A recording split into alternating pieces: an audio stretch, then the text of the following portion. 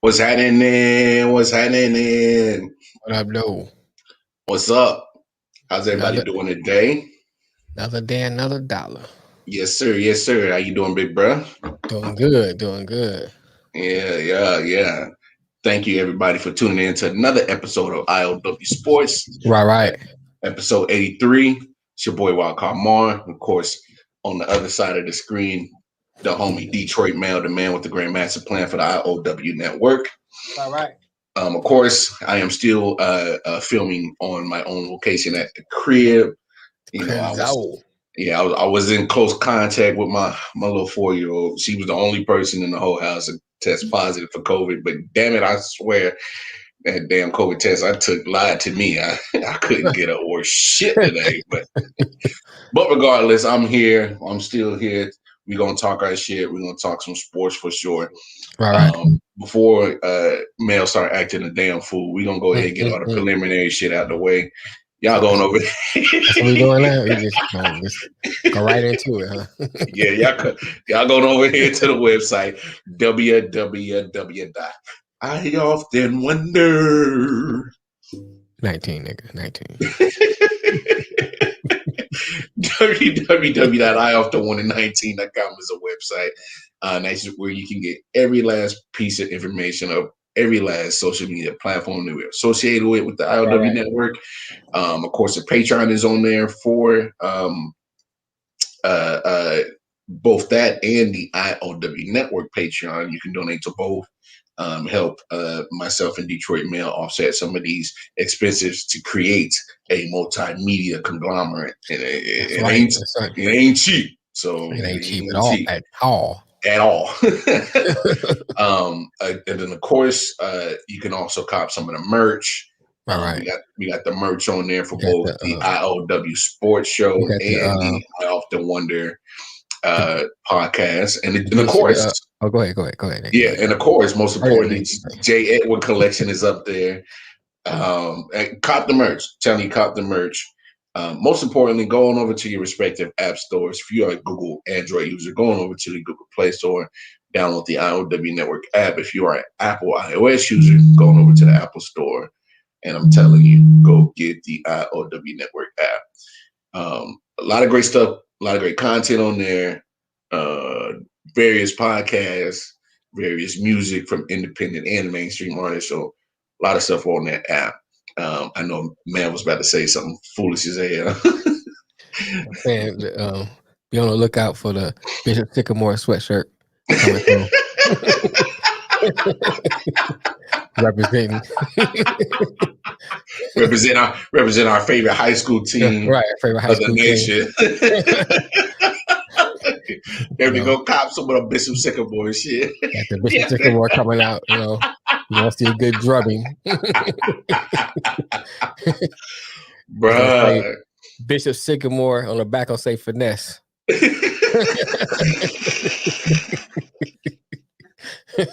It's gonna have pictures of the greatest finesses in sports. Right. It's gonna have Kirk Cousins on there. That's Hall of Fame. Yeah, Gordon Hayward on there. Right. It's gonna have a couple other finesses on there that we could think about sports Right. related. Now you can add Kevin Love on there Oh, because definitely. he's finessing. Tell us something. Yeah, I'm in. I'm ready staying for the in Olympics. Cleveland. I'm ready for the Olympics. they with no kind of state. hey, homie said I'm staying in Cleveland, bro. Right. He's like, why would I opt out? Why would I agree to a buyout? Why? Right. Huh? Right. They paying me, right? Yeah, he said I got 2 years, $60 million left. Right. I learned right. I learned from Kirk Cousins. He's like, why would I buy out? Huh? Hey, Kirk showed the blueprint, nigga. It was like Kevin Love. Are you ready to leave? Leave. Like, is it 2 years, $60 million coming with me? Hey, nigga, it's free money. It ain't going nowhere. He said, I don't have to really work out. Right. I just have to show up. Like I just drink beers and sit on the bench. Kyle, nigga? Kyle? You good? Oh, all right. Enough foolishness because this shit's about to get off the rails. But college football is officially back, y'all. Yep. Matter of fact, football season is officially back. I mean, we got high school football in full swing. They're going into their second week. College football had their week 0 last week, but now it's week 1 for everybody else. You got a couple of games tonight. I know, Mel's not a fan of the Ohio State, but they are taking on Minnesota tonight. So that's one featured game that is definitely going off. That's going to be played today. I know there's some Tennessee Volunteer fans down south. They play today. And of course, out here in Raleigh, NC State fans, they get to see them take on University of Southern Florida today. But some big matchups this weekend. Couple of ranked teams that will be taking on each other. You got Penn State and Wisconsin on Saturday. That'll be a good game. Yeah. Your boys in the maize in blue. You guys got Western Michigan on Saturday. That's the warm up game. Yeah, that's the warm up game. Of course, Alabama, right?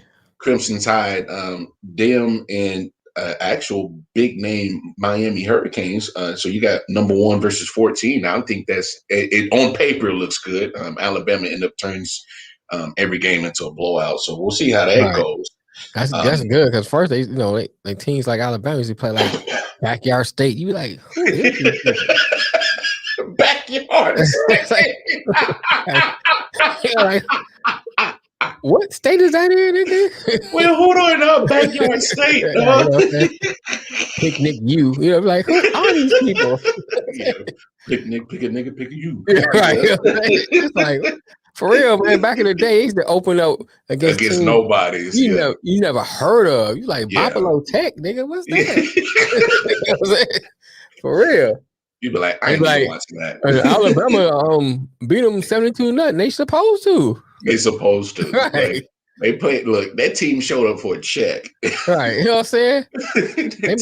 They might as well play Bishop Sycamore. They were like, we about to go down to Tuscaloosa and get this 84-point ass whooping, but we gonna walk away with $1 million though. We gonna eat this check though. Yeah, we gonna eat this check though.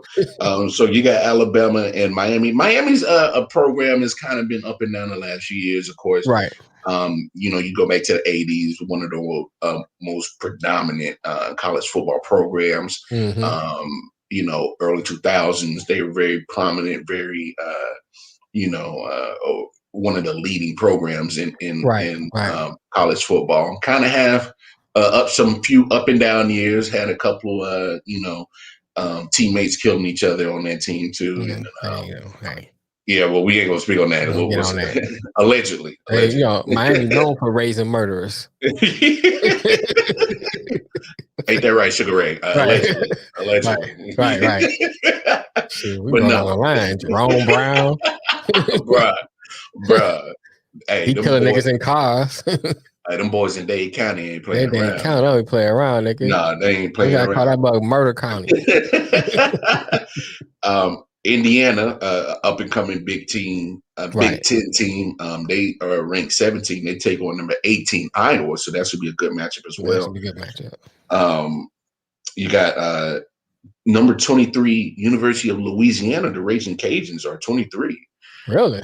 Yeah, 23. And then they're taking on the Longhorns of Texas, who are ranked 21. Gotta beat them. Texas ain't hitting on nothing.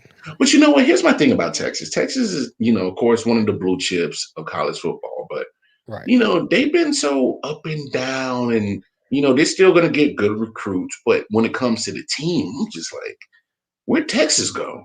Where'd they go? I don't know, man. They're having trouble recruiting, I guess. Yeah. But let's be honest, that move to the SEC is going to help them tremendously. It should. Bring back some of the glory days of Mac Brown, hopefully. Right. And then, of course, the biggest matchup of this weekend, you got number 5, Georgia, taking on number 3, Clemson. That should be a good game. Saturday night at 7:30. That's going to be a hell of a game. They got a lot of good games starting out. But you know what? I appreciate that they do Mm-hmm. because test yourself early. Right. Find out where the bar is at. Find out where your team is at. Right. I know you had spring ball. I know you had pretty much a couple of months of practice amongst yourselves.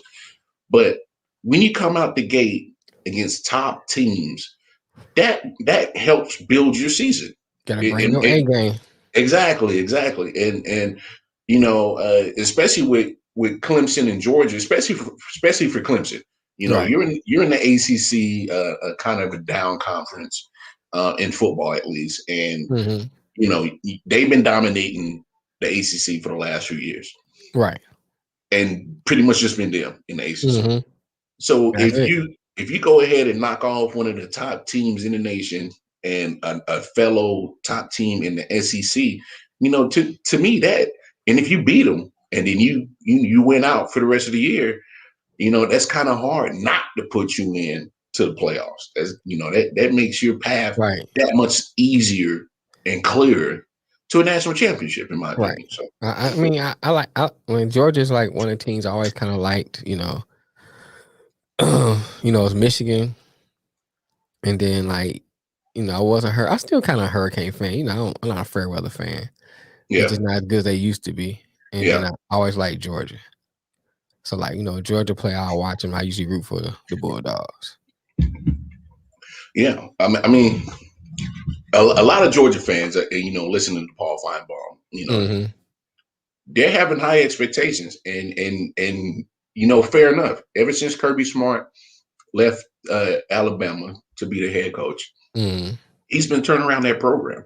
I mean, let's and he's kind of picked up where Mark Richt was supposed to take Georgia. Mm-hmm. So Mark Richt had Georgia on the right path, but now Kirby Smart is taking Georgia. I mean, they were just in a national championship against Alabama a few years ago. Right. Georgia is one of the leading teams in the nation, one of the best teams in the nation when it Oh, comes to yeah. recruiting, comes to getting some of the best players, Right. Right. and so Georgia has been on a consistent path Yeah. Yeah. lately. I mean, just Alabama's just been so dominant that it's overshadowing all the other teams. Hey, Alabama overshadows a lot of people. You know what I'm saying? It's overshadowing a lot of teams, but Georgia's been no, they've been consistent. Hmm, Been pretty hmm. good. I mean, that one year they played Alabama in the championship. It came down to a final play. Right. Yeah. That was actually was a good game. Oh, it's a great game. Was It's a that was great that game. Fromm quarterback in there? Yeah, that was Fromm, Jay Yeah. Fromm. Nah, Yeah. nah, he can't quarterback worth for nothing. No. Well, he's a backup in Buffalo. Yeah. Continue backing up. I watched him play preseason. I was like, oh my God. What happened? For real. Hey, that's what I be trying to tell people, man. That NFL in SEC or NCAA play is two different things, Totally different. two totally different things. But look, some big matchups this weekend for sure. Mm-hmm. The college football season is a very long, strenuous season, so a lot can happen between now and New Year's. So Right. there's Oh, a I know. lot. There's a lot that can happen. How you feeling about your Wolverines, bro? It's usual. You don't disappoint. No faith? Look, until you do right by me and beat Ohio State. Yeah, I'm saying until you beat Ohio State, I got nothing to say to you. So is it beat Ohio State or bust? It Is is for that me. I mean, it used to and, be beat Ohio State, Michigan State, and Notre Dame. They haven't played Notre Dame in a while. They've been up and down against Michigan State, and they've just been losing Ohio State every year. well, I mean, you guys are not ranked this year, and you actually got a tough schedule. I mean, just your Big Ten schedule on its own Mm-hmm. is tough. Right. I mean, looking at it right now, uh, you got at least you know 5 different ranked teams you got to play. Mel said Harbaugh, baby. Shout out Melvin Wall. Appreciate you having the I.O.W. crew on the Man Down podcast show this past Tuesday. We're definitely down to do it again for sure. Um, Right. so y'all definitely go check out the Man Down podcast on their YouTube page. Go help those fellas out. Get their subscriptions up. Help that algorithm, and then of course help our algorithm on our YouTube page as well. Um, but of course you got Western Michigan this weekend, and you got They should be able to beat Western Michigan. I mean, they don't beat Western Michigan, I'm just shut down for the season. damn that quick that early You can't beat Western Michigan. It's a problem. that early, bro. You can't beat Western Michigan. There's a problem. That's supposed to be your warming. That's supposed to be your play-in game. You know what I'm saying? You're supposed to win that. I mean, so real quick, man. I need you to explain to the audience of what you kind of told me. What goes on in the University of Michigan, and when Oh, it's not necessarily about the athletics. well, Michigan is what they call a public ivory. So it's a lot of deep pockets in Michigan. A lot of money. A lot of money in University of Michigan. And so athletics, they don't really, I ain't gonna say they don't care about athletics, but it's not that big deal to them. They more about the academics, they more about the prestige, that kind of thing. And that's part of the reason why they don't get, like Notre Dame and Michigan don't get along, because Michigan they uppity, Yeah, and so is that kind Notre of Dame. right. And so they butt heads a lot in Notre Dame and Michigan. But that's why you don't see like some of these blue chip players like you see at Alabama, stuff like that, because Michigan, like, you can't Can't keep up the get these grades. grades, you can't be here. Yeah. Now I don't know. Like I said, Notre Dame used to be the same way. We seen that they've been slacking, because I've been seeing Pookie and them on the team lately. You know what I'm saying? So I'm like, I think I know, nigga, I know Pookie ain't passed the SAT. You know what I'm saying? So come on, bro. You know what I'm saying? So I think Notre Dame, put it this way, Notre Dame used to have black people on the team. Now they got niggas.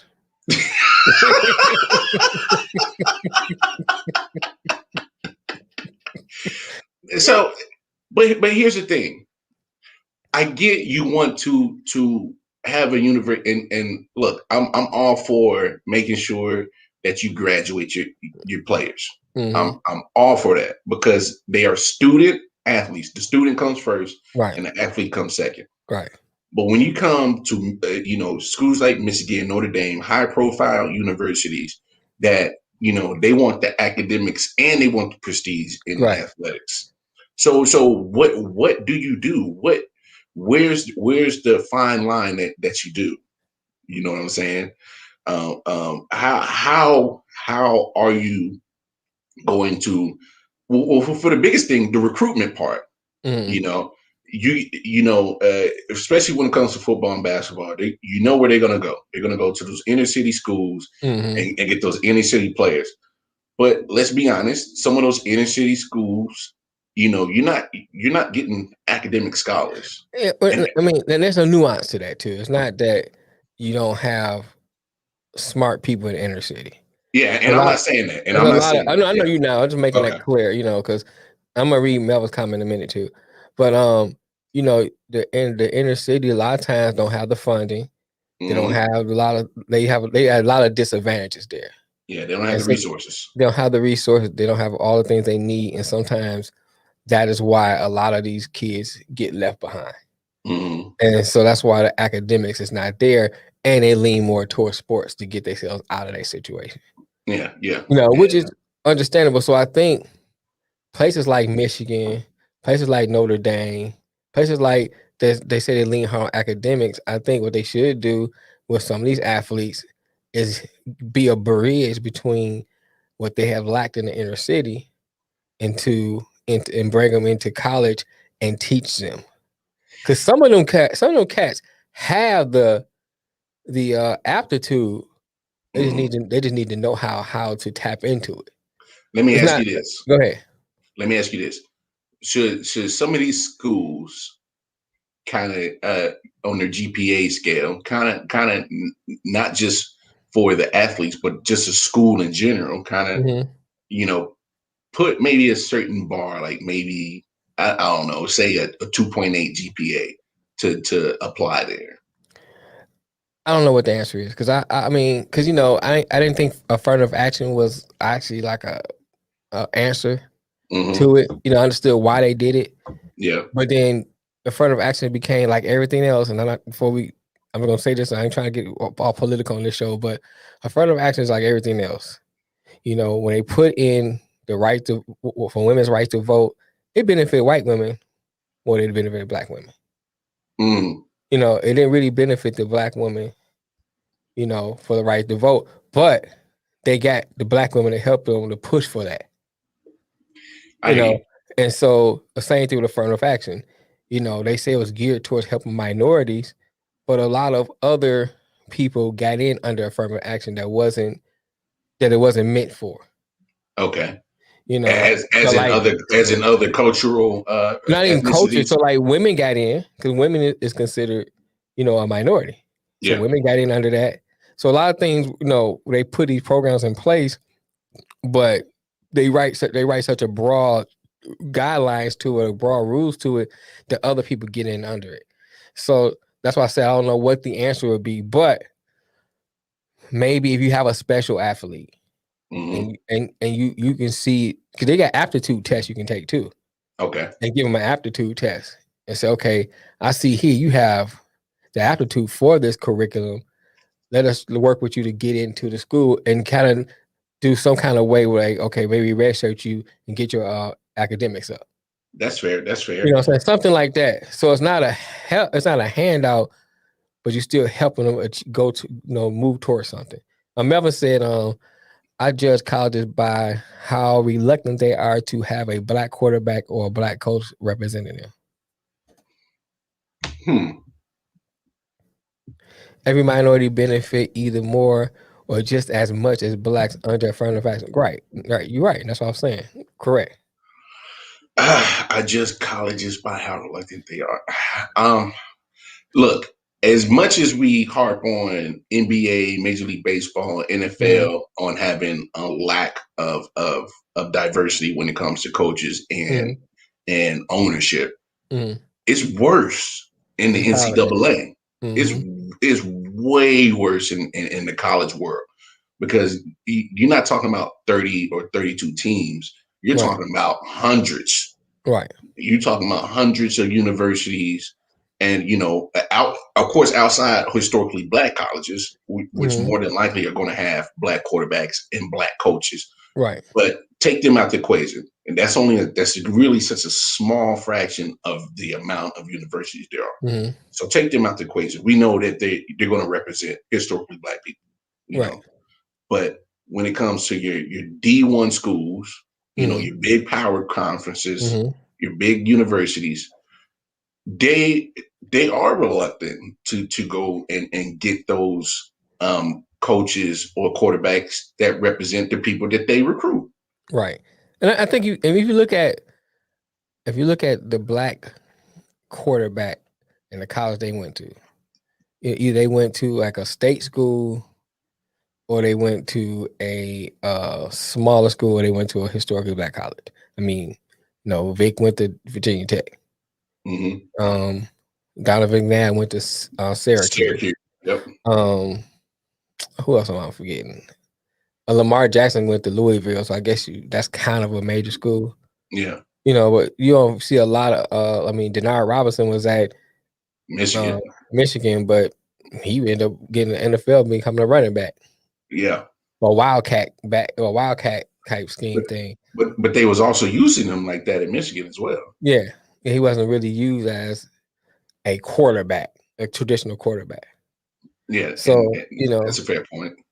But I guess, some of them do get opportunities, but it's not like it is as NFL. The NFL is lacking.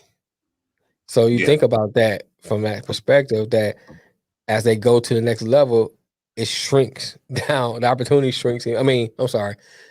In the college level is a small little portion of them that gets opportunity. And so I think what they need to do is just judge them by their athletic ability. And stop. I think like we had said on the Man Down show podcast, when we were talking about how a lot of them have this typical prototype of what a quarterback should be.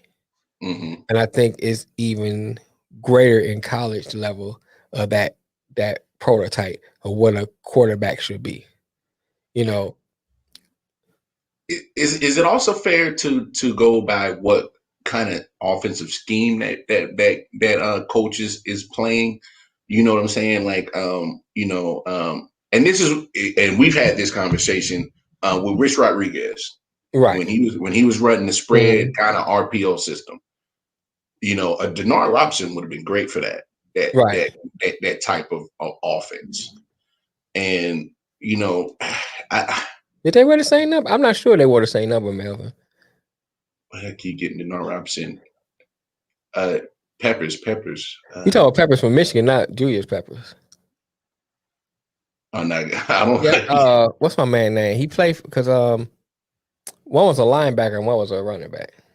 Oh, he's talking about Jabril Peppers. Yeah, Jabril Jabril. Peppers. Yeah, he played for Pittsburgh, right? Well, no, he plays. He's Was it Pittsburgh? no, he was with Cleveland. Then they traded him Cleveland. to the Giants. Dang, that's what it was. Okay, I couldn't remember. But Yeah. Jabril Peppers was he primarily played safety, if I remember Was it correctly. safety? Yeah. Who am I thinking about that went to Pittsburgh from Michigan? Shit. It's somebody, but anyway, go ahead. I'll look it up. Don't worry about it. But yeah, if and it kind of goes back to what Mel was saying. If you can get a head coach who can relate to those people and the kids that they are recruiting in those inner cities, that gives them at least a chance to be successful. Right. You know what I'm saying? It gives them a chance to showcase what they can actually do and possibly bring to a franchise in the NFL. I don't know, man. Like I said, I don't know what the answer is. Especially when it comes to the coaching. I can't even, and I might be forgetting. I can't even think of a black head coach in a while. My man used to coach Mississippi State, Sylvester Scroom. Yeah, him. Sylvester Scroom. And my man didn't Shell go to the college level? Arshell? Yeah. If I remember correct, I think Al Davis I think he was a coordinator. And yeah, he was okay. Yeah, I think he did, Mel. He did. Yes. Jabril Peppers did return kicks. Yes, he did a lot of he was versatile. Yeah, he was. They used him a lot and a lot everywhere. Of I think he played on offense a little bit too. A little bit. But I think the last high profile black coach I remember in college football was Kevin Sumlin. Yeah. When he was at Texas A&M, and then he got fired for Jimbo Fisher. And then my man Charlie Strong. Yeah, Charlie Strong. Or is that his name? Charlie? Yeah, he was at. Yeah, he was at Louisville, and then he didn't get a fair shake at Texas. The coach's philosophy plays a huge factor, but I'm wondering why USC can have different coaches but keep recruiting the same type of QBs.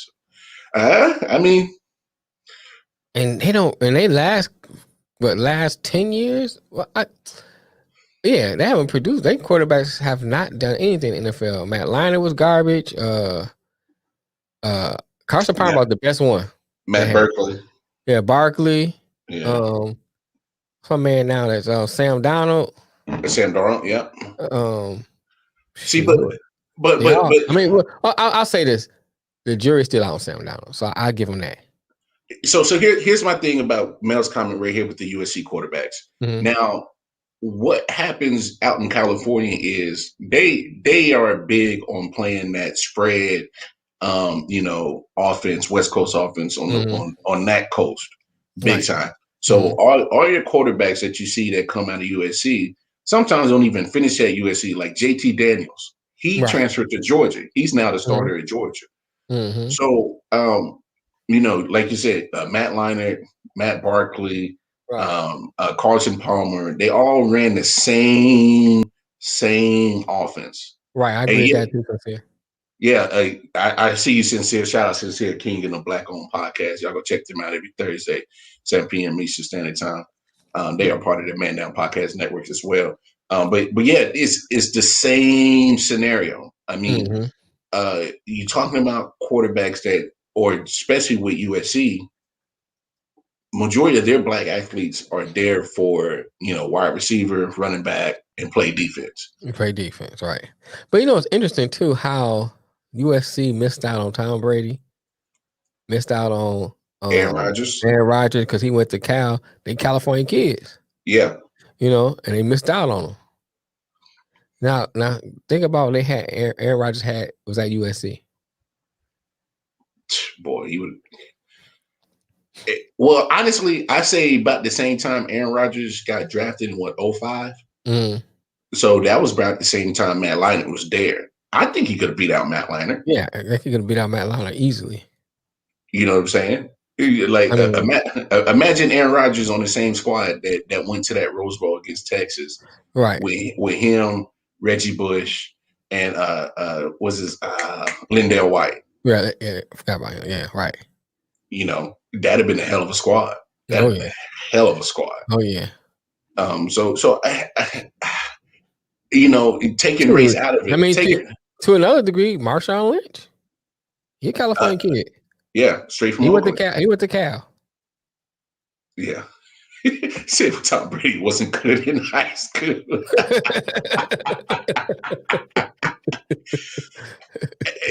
Hey, but he goes to Michigan. He actually put up a prolific career.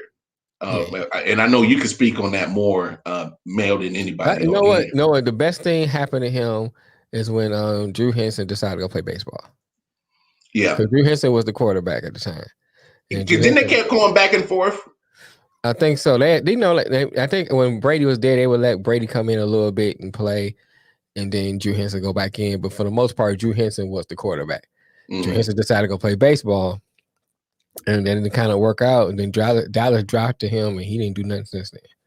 But then Tom Brady stepped up, and that was his last. That was it. And the matter of fact, they played Alabama in a bowl game. Mm-hmm. I remember that. Hey, but Alabama wasn't that same Alabama that they are now. No. Yeah, I get it. No. But look, college football is here. It's going to be a long season. It's going to be a lot of ups and downs throughout this whole season. And to one of my bigger points is when you see teams like Clemson, and we were kind of discussing about that whole alliance on our last show. Right. I think Clemson is doing it the right way.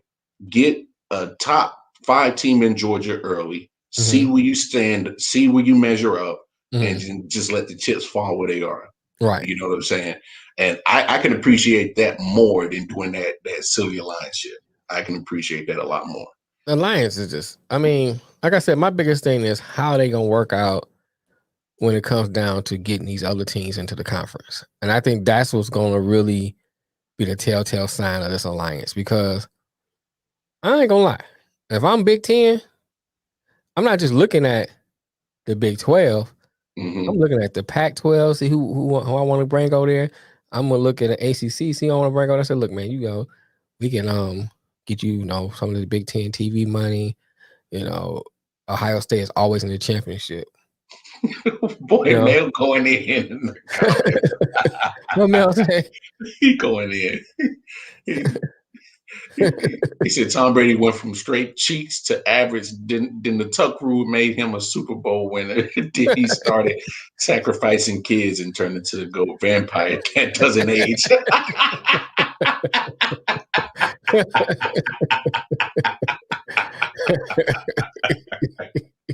I take it you're not a fan of Tom Brady. I mean, I'm a fan of him because he went to Michigan. Oh yeah, of course. That's the only reason why. Hey, look. I'm a Missouri Tigers fan. We're in the SEC, and we've always got a tough time in the SEC. So right. I'm not expecting much, but regardless, football's here. It's in full swing. But real quick, let's give our thoughts and prayers out to everybody that was affected to Hurricane Ida. Right. I haven't seen the casualty numbers. Hopefully, they're real low. Man, you see New York? Yeah, New York, upstate got hit pretty hard. They're underwater too. Shoot, Manhattan. Yeah. I'm looking like they get the subway flooded. Like, flooded.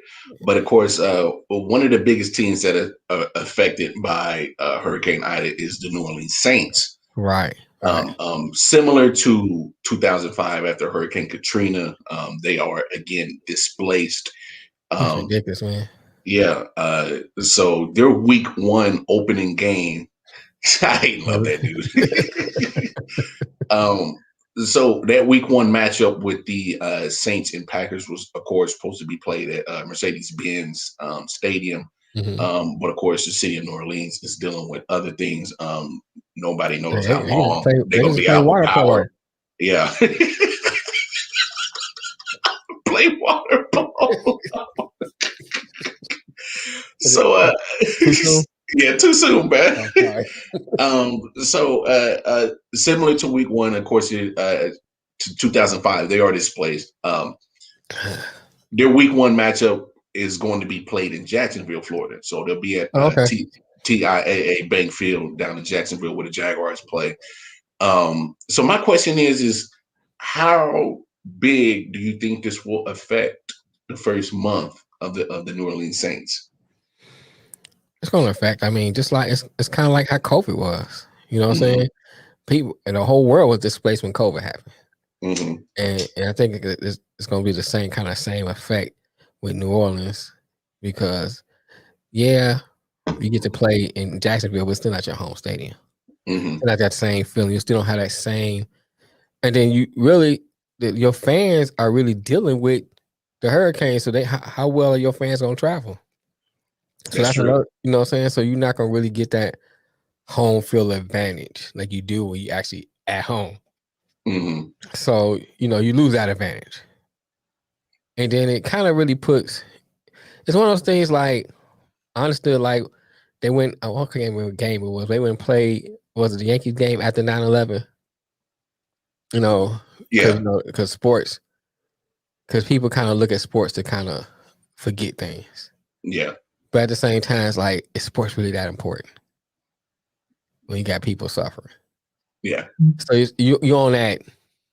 You know what I'm saying? You kind of like teetering because I understand because I could kick back and watch a football game, kind of take my mind off of what I'm dealing with.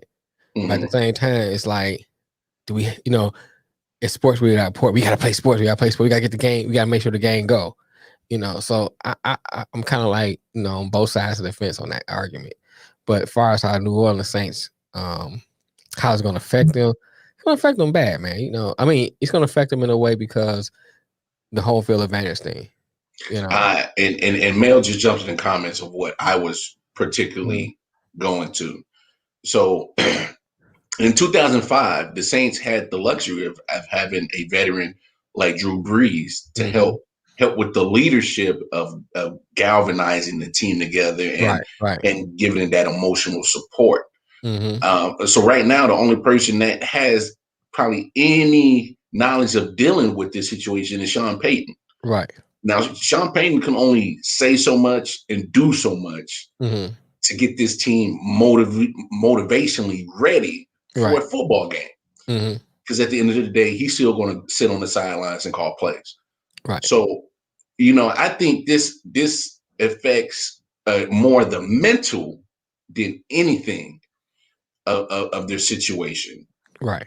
You know what I'm saying? So, what exactly are they going to get mentally from Jameis Winston and other players on that team, regardless, to get them, you know, emotionally ready for something that's, in the grand scheme of things, not as important as what everybody's dealing with and being displaced of a hurricane. And I don't know. This is a huge a wrench to throw into their season early Mm-hmm. when you as a sports fan is still trying to figure out what the Saints are going to look like, period, without Drew Right. Brees. Right.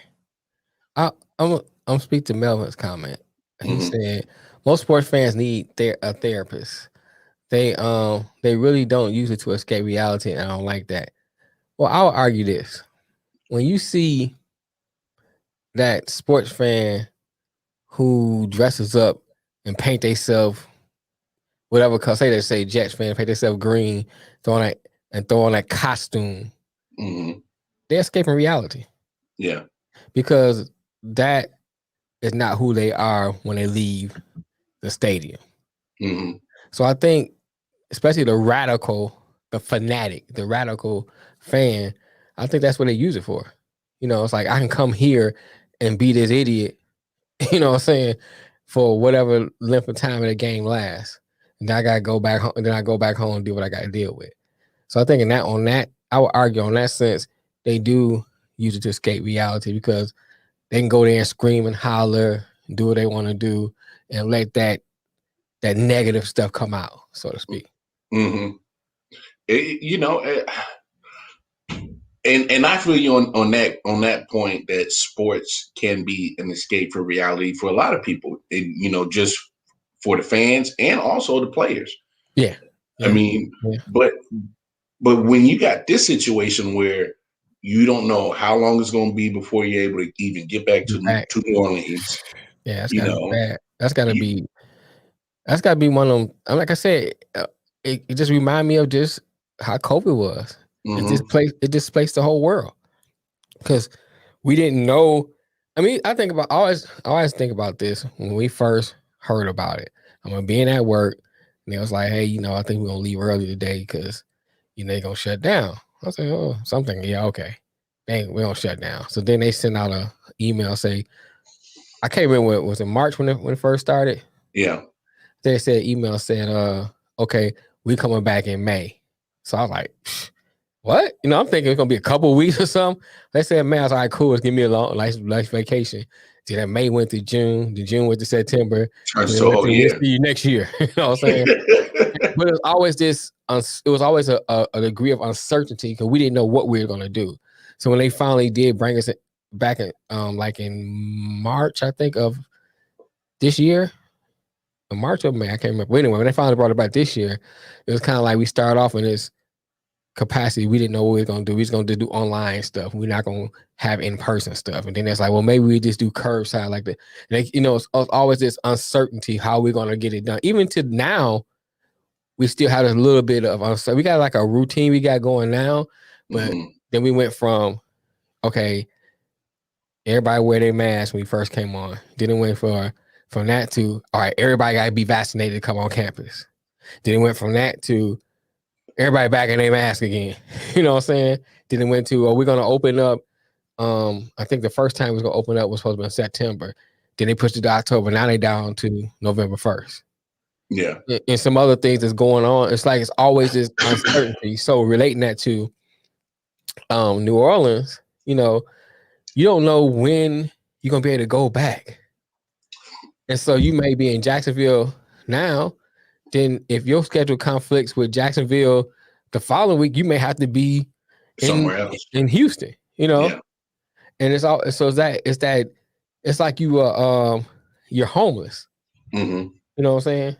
So I don't know, man. What Melvin say? It's not a good thing to escape reality by throwing yourself into sports as a fan. That's the main reason why we weren't on the same page after George Floyd. Let me digest that a little bit. I have to digest that one. Yeah, because I'm gonna come back to that because I don't know how to 100% off the top of my head react. I just gotta just really. I understand what he's saying, but I guess I have to like ingest it a little bit and kind of think about it. Because my initial response would be, I agree, but at the same time, I guess it means like no facts from me. You ain't down with juvenile? Backs that thing up. All right, backs that thing up. I guess for me, I think escaping reality, we all do it to a degree on certain levels. Mm-hmm. Whatever it is. I mean, if you just smoke weed, that's escape from reality. If you like to drink, that's escape from reality. You know what I'm saying? So I think we all do it to a certain level. What up, though, Kofi Weeson? Kofi, what's up? So let's just sell New Orleans to China. That's a whole lot. I was talking to somebody about New Orleans. I was like, why would you build a city under sea level? But they're not the only city. They're not. They're not. When I lived in the Hampton Roads, I was in Virginia Beach. Right. That whole Hampton Roads area is under sea level as well, and they buy all that water on the coastline, and there's nothing but water. Nothing but water. You always hear about like Hampton Roads, like you do about New Orleans. No, but I don't. Well, if you really think about it, the way that those hurricanes come in, they always dip down from Florida, hit the Gulf Coast, and then by the time they even get to Virginia or North Carolina, they're just a tropical storm. They just bring a Right. whole bunch of rain. Right. So you're not necessarily dealing with those same category 5, 4, and 5 of winds and buckets of shit ton of water. So I don't know if that plays a part in it. Maybe I ain't no weather person, so I don't know. Yeah. I mean, neither. But I was with Dave. But I know. Is that what we doing? Yeah, that's what we're doing, Kofi. That's what we're doing, Ken. But I mean, look, for the Saints, this is now your second time dealing with being displaced, and still trying to operate and play a game that is, whether just not just the physical. I know. Not just the physical part of the aspect of the game, but it's a lot of mental that goes into football as well. Right. And what I'm afraid of is you get these cats who not mentally ready to, play a game because their mind is somewhere else. Because one, like I said, we don't know when they're going to be able to return back to New Orleans. Right. They don't know what they're going back to. As in terms of do you still have a home? How tore up is it is? What kind of things are left behind. I mean, I just saw a clip on Facebook where a man was just trying to get out of his house because it was flooded and got by a gator. You know what I'm saying? So, so you're dealing with a lot of mental strain, and then you're going to ask them to play a football game. That's a lot to ask, and it's not like we know what we're getting with the Saints before Hurricane Ida. We didn't know what kind of team the Saints was going to field anyway. Right. And then you throw this wrench in there. Now I definitely don't know what the hell we're going to get with the Saints. Maybe Jameson can step up, man, and you know what I'm saying. Maybe this is his opportunity. Right. What Melvin say? Between him and Kofi, boy, that Kofi talking about the storm as an angry black slave that didn't make it.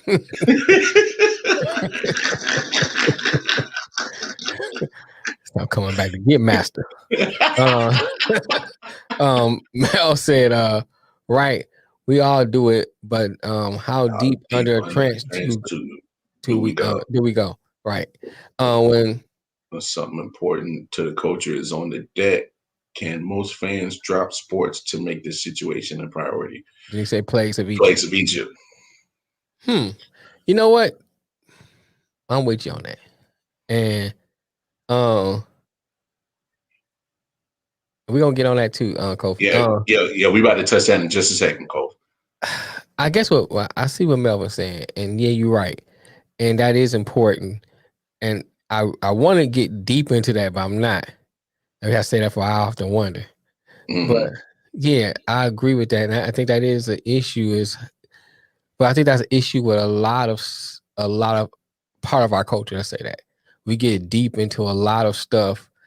We get that isn't reality. That isn't reality. We get deep into the music. We get deep into the fashion. We stand outside waiting on Jordans. And I'm not saying anything bad about it, but when compared to when it is time to step up for our cultural things, like George Floyd, like you mentioned, with that same energy. With that same energy, we can't stand up for that. Well, that's fair. I can wait outside, in the cold for a pair of Jordans. That's fair. So that's a fair statement. I can see you with that. I can feel you with that. And Kobe said, I'm gonna talk shit. Who vouched for Cam? Somebody called Vince on his ass. Now look, now that we there with Kofi, so and we kind of talked about it on the Man Down podcast Tuesday night. So Cam had a great preseason. What was told he was going to be the starter for week 1, and then all of a sudden, boom, he's released. And there's been some reports out of there that it could have possibly been because of his vaccination status. Now, Cam has personally gone out and not revealed his vaccination status, but I don't think it takes a rocket science to believe that you missed almost a week of practice because of protocol misunderstanding. Right. I'm willing to go out and say that Cam is not vaccinated. All right, to me, the And I writing's think, on the wall right and I there. think, like we had said too, that might have been why Belichick got rid of him. Yeah, Because you can see, man, it's gonna be an issue. yeah. And I kind of alluded to that. I think earlier I forgot what show. I don't know what Monday show. I think that right there. If I'm Bill, I'm looking at, okay, they got this new rule in. Mm-hmm. And if he's not vaccinated, he The catch protocols and COVID. all that. Yeah, Yeah, we can forfeit a lot of games. That might put us out of playoff contention. yeah. I feel he might say, I feel good about our team. We got most of our starters back playing. Blah blah blah. We might have a good chance to make a nice run. And then he gets COVID. We lose a game. What's that one game we need to get us in the playoffs? So maybe Bill's looking at that and say, okay, he's a liability. And to piggyback off that, just kind of look at how that season for the Patriots went last year. Mm-hmm. Cam actually was playing pretty nice first few weeks. Nigga going in. He said it might have been ugly ass suits he put on. It's the Wicks. Right. But I mean, look, you look at the Patriots season last year. Patriots started off, I think 2-2. Could have won that game against Seattle. So could have possibly been 3-1. Right. Then of course one of those losses was against the Chiefs, and that was without Cam because of the COVID. He caught COVID. Mm-hmm. Now you look at what had happened last year, and you look at all the protocols and stuff that's going to happen this year with unvaccinated players and whatnot. And I'm willing to go out on a limb and say Belichick's like, I don't want to deal with that again. Right. I don't want to deal with, my starting quarterback who helped build the momentum of us getting on the right track, and then all of a sudden he's not available. Mm-hmm. I can see Bill saying, like, I don't want to deal with that shit again. Right. I want to, what is the biggest things that Belichick is about? Belichick is about consistency and availability. And if your starting quarterback isn't consistently there and consistently available, that throws a wrench into whatever plans you had or ideas of what you thought this team was going to be this season. And especially to your point, when you got all your people that opted out back, when you make all these free agent moves, spent the most money probably ever in the franchise history. Bill is trying to make another run. Right. And he wants his players there. He wants his players there. Right. And so I speak with Mel said, he said, Cam is a vegan and very conscientious about what he puts in his body. I'm pissed that the talking heads is saying he is being selfish or a bad teammate. But go ahead. No, I'm with you on that, man. I don't, and y'all know how I feel. I'm big on Cam. I'm a big critic on Cam. But to say that he's selfish and a bad teammate, I can't rock with that. When I lived in Charlotte, and the media was very big on covering Cam, and he did a lot of philanthropy in the city of Charlotte. He was big in being in the community with the youth and all that. That doesn't show a characteristic of a selfish person, period. Right. So, the narrative that Cam is selfish and a bad teammate is total bullshit. Well, I can never rock with that. That's the narrative that the media is pushing about anybody who don't want to get vaccinated. Yeah. Period. What up, though, Tim? Tim, what's up? That right there is the what they pushing of anybody who say they want to be vaccinated, and I think that's the bigger issue. And like I said, yeah, I was kind of forced to get it, because I was gonna hold out. Now that point right there, Melvin Warren right there, he says, I can respect Bill for choosing to minimize the risk for his team because his QB1 isn't vaccinated. Now, if that's the case, I can rock with that. Point. Yeah. That's the bigger point, because if you're talking about just because who knows? Because these guys are going to be in the same quarterback room. So your starter gets COVID, then all of a sudden you're in that same situation with the Broncos when you got Mhm. nobody for quarterback, and the Right. NFL is still going to make you play. Right. And so if you're talking about the grand scheme of the big picture of I need my team available, then Mhm. yes, I can rock with that. Well, and I'm big, like I said, like I was alluding to, you know what Mm-hmm. I'm saying? It's a difference between a political thing Mm-hmm. and just business. Yeah. You know, and like what I was saying earlier about the media always demonizing not getting the vaccination. That's the media talking point they've been using since the COVID vaccination been available.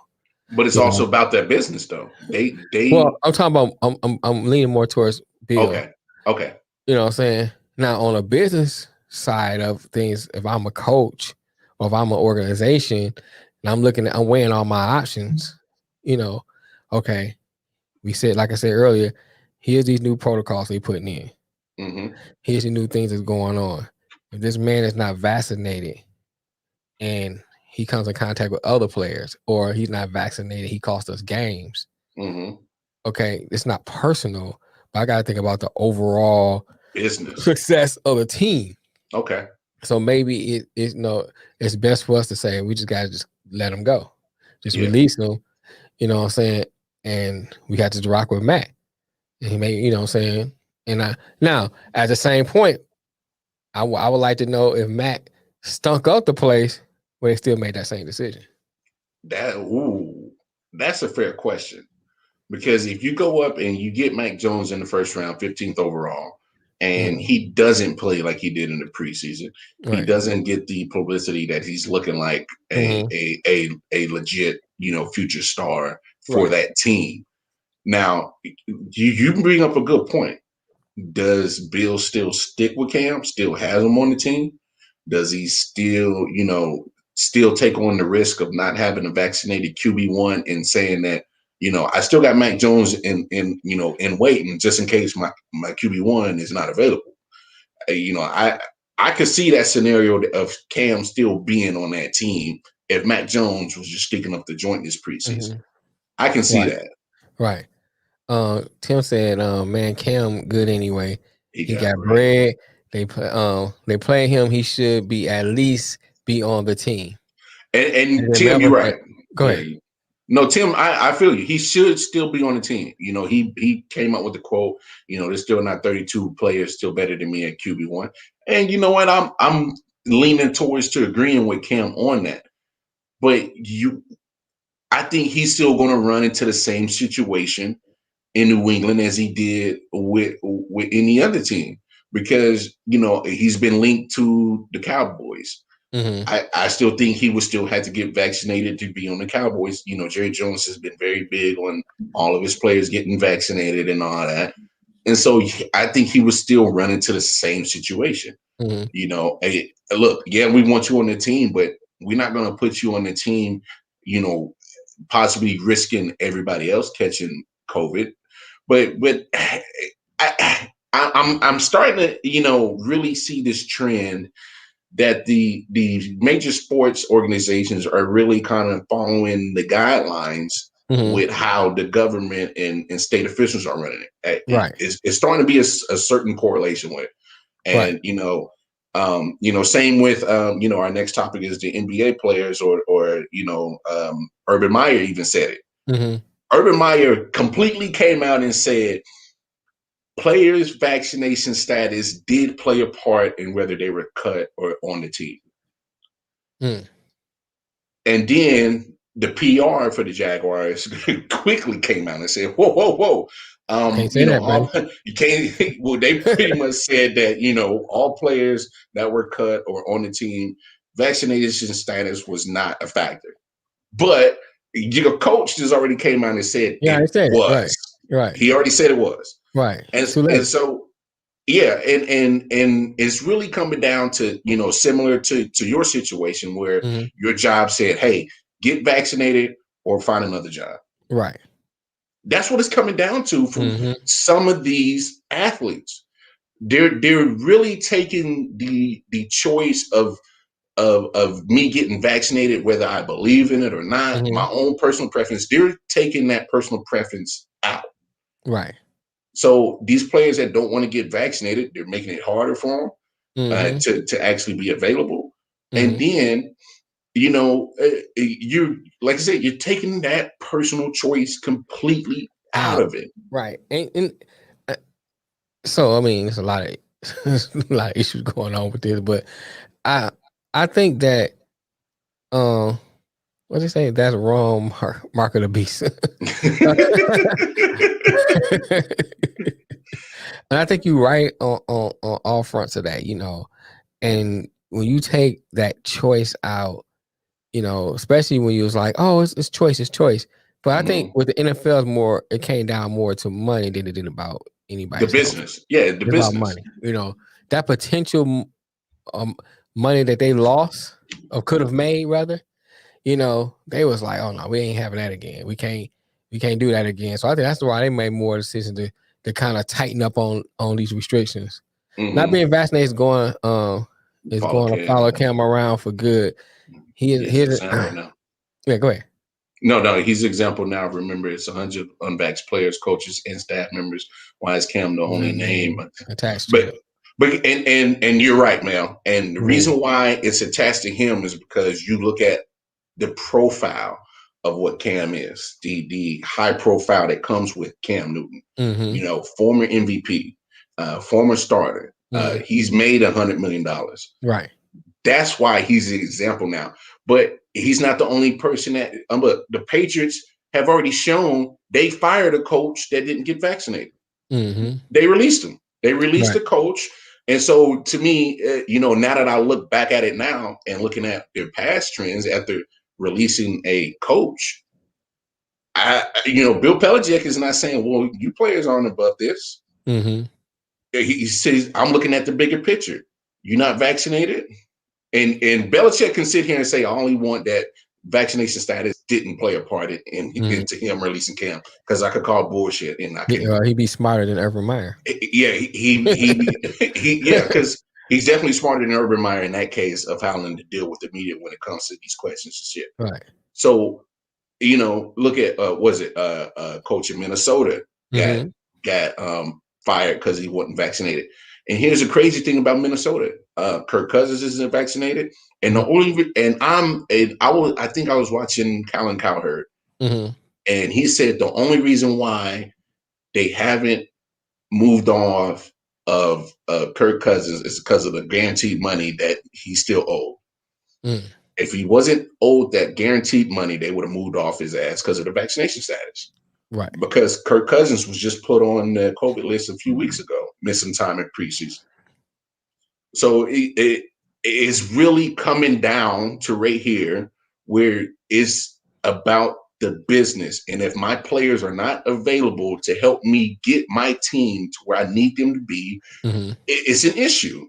Right. Regardless, because it's not the same thing as from last year. There wasn't no vaccination available. And so if you dealt with COVID how it came. How it came. Right. This year, they're saying here's the vaccination to help, with the problem of COVID. Mm-hmm. This what it is. Either take it or don't. And and when it comes to forfeiting games, that's forfeiting money. Right. That's forfeiting possible playoff position. Right. It's the bigger picture now. And so as these coaches and GMs, they have to make these calls now. And whether they believe it or not, they have to make the calls in what's in the best interest of their team. Right. You read that? You want me to read it? Now go ahead. It says pro sports should be. Oh shoot! What's up, Dax? Pro sports should be a must for vaccination. The contact they encounter when they play is too close for not to be vaccinated. I think that's fair. Dax said the whole mandatory vaccination is BS. For those who don't know, this is Louis Farrakhan on the line here. Dax is Louis Farrakhan. And look, Do I think I need to preface what I'm saying. The NFL is not making vaccination mandatory. They're not, They're not but overtly saying that. overtly. But Right. they did put the protocols in place to heavily persuade these players into getting vaccinated. Right. So they're saying no, it's not mandatory, but it's kind of mandatory. That's kind of what they're saying. Kind of like our job said. They ain't Exactly. really come out and say, "Hey, you have to be vaccinated." But they was like, first of all, it's funny because we was at work, and I went outside to take the trash out. I come back inside. There's a sign on the door that wasn't there before that says you must be vaccinated to enter into this building. Mm-hmm. So I'm like, at that time I wasn't vaccinated. So I was like, so I can't go back in? You know what I'm saying? What's the deal? Well, I So, guess I'll go home now. right, you know what I'm saying? So it's just like, yeah, they didn't say you have to get vaccinated, but if I'm not vaccinated, I can't enter the building. So what you telling me?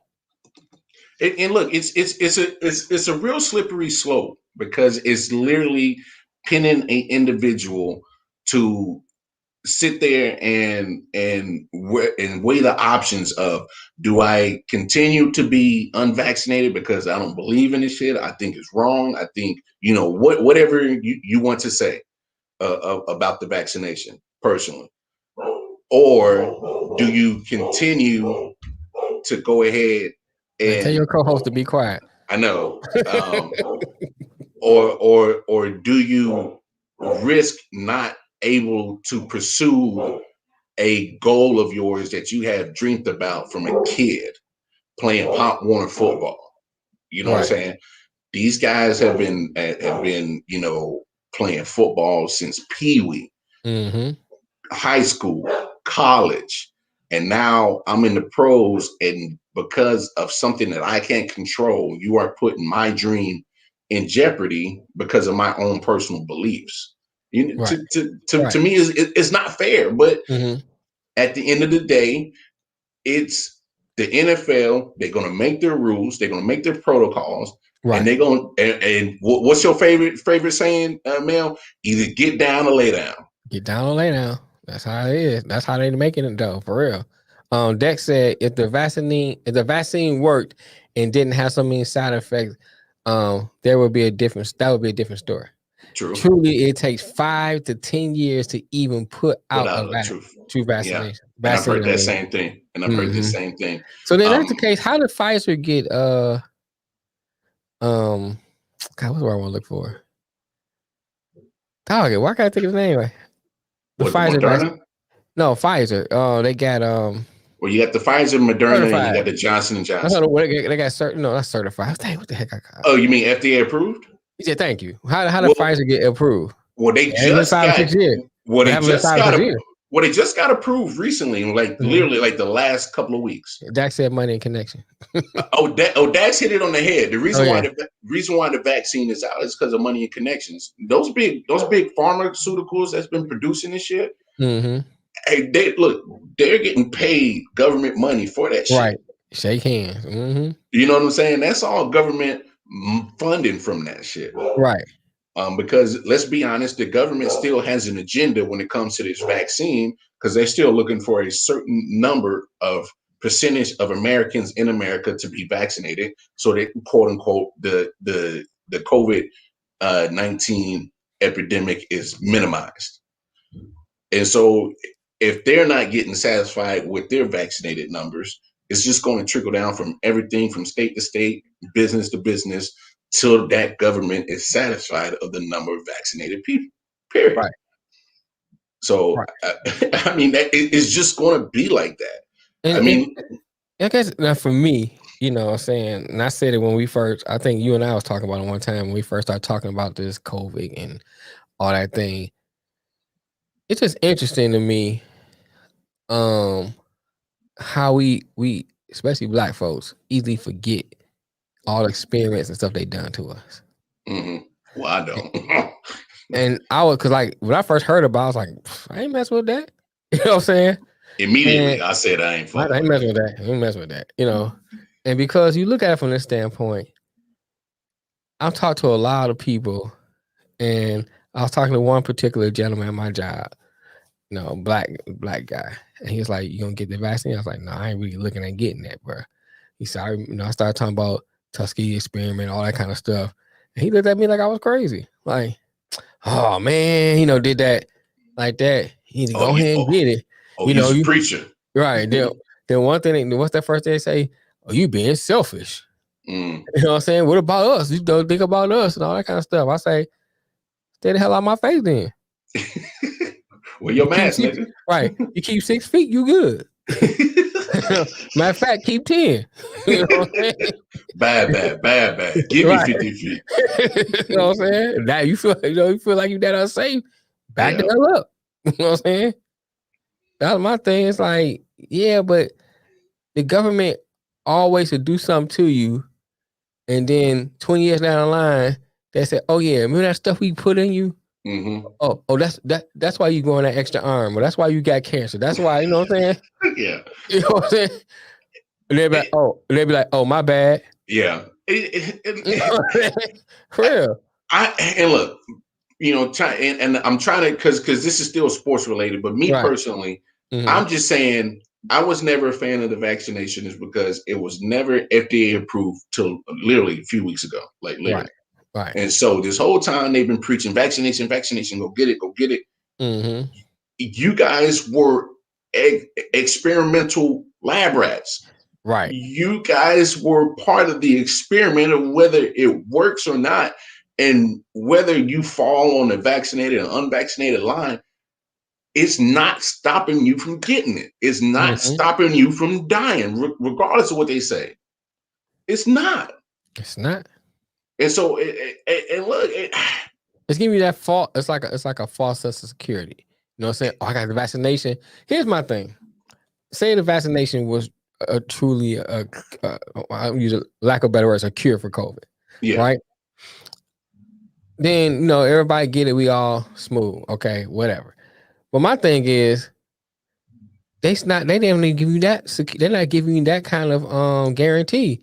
That's like you can get it, but you still can catch COVID, but you just might not die. But you can pass somebody else, and they can get it, and they can die. Or now you finding people who had the vaccination, caught COVID, and died. So it's like you don't know what to believe. Then on top of that, the ones who get it, they're like, "Oh, it's all good now." They all going out doing stuff and still catching it. So they have that false sense of security. They think they can just do everything because they got the vaccination. No, you still can catch it And still can die. and still can die. You know what I'm saying? So, but because of the money thing, they can't Yeah. shut everything down no more. So they got to give this false sense of security. Go ahead and get this vaccination.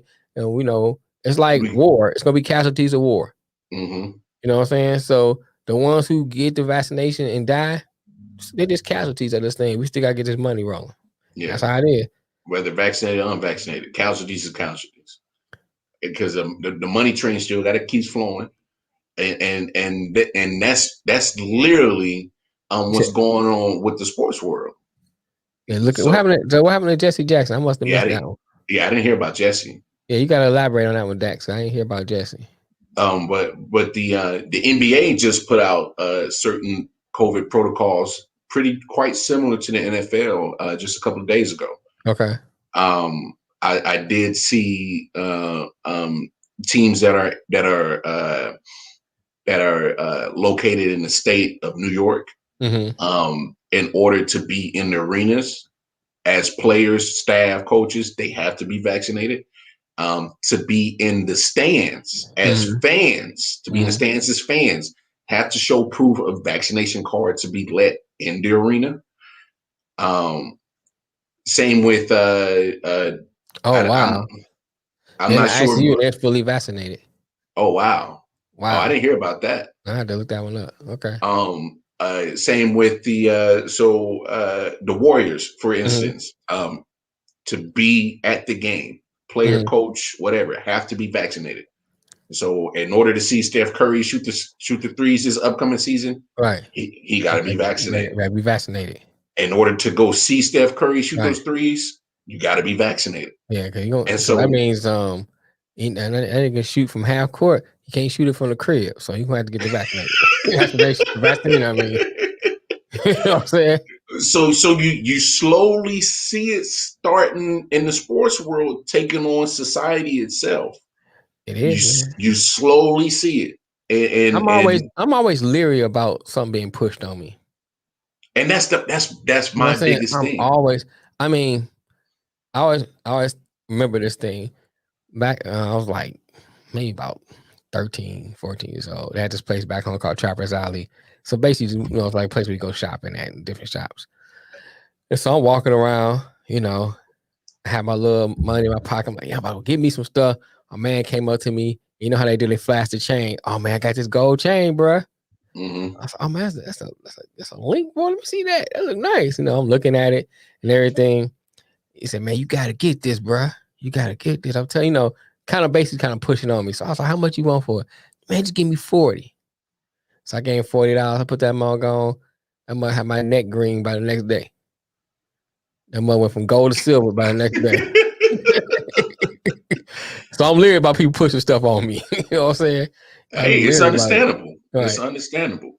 I mean, you're literally so just how Oh wow. He said a RL RL anchor anchor man was man hospitalized with hospitalized with COVID dang, and and he was fully fully vaccinated. vaccinated. I need to start And watching TV. I'm missing out on everything. see, but no, but I mean, look, it's literally. He said, I don't even buy the new PlayStation until all the bugs are worked out. And after 10 update, hey, it's funny you say that, man. I do the same thing. When I bought my PlayStation 4, I waited at Mhm. least a couple of years. And And and and and, I and used it's to get my funny. stuff from crackhead Bob. To get my stuff from. Yeah, and don't and you bet not have no audacity to get mad when the shit didn't work. You Hey bought it from a man, crackhead. I got it for a dick truck. Right.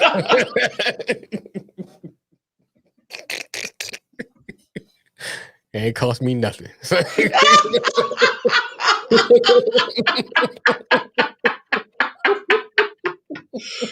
Ladies and gentlemen, the thoughts and views of Detroit male are of his and his only. They do not reflect the full thoughts of the I.O.W.Sports Network.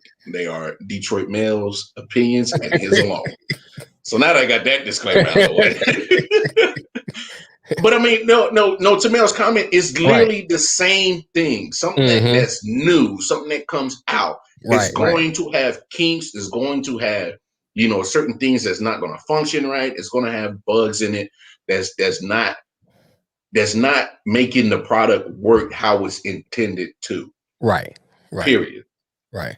And so, and that was my biggest thing about the situation is you come out with this vaccine, you don't know Mm-hmm. how you're talking about millions and millions of people that's going to have millions and millions of different reactions to it. Mm-hmm. You don't know how it's actually, is it really intended?